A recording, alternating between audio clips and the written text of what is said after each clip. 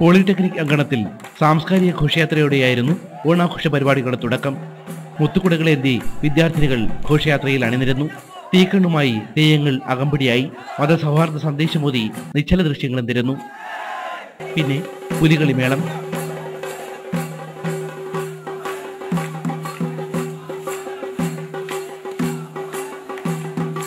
ആർപ്പുവിളികളോടെ വടംവലി മത്സരം.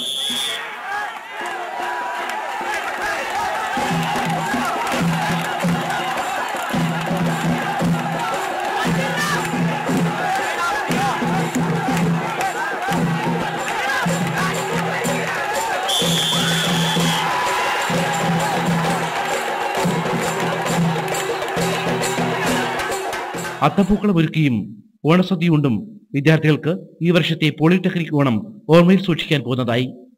AC news Attingal.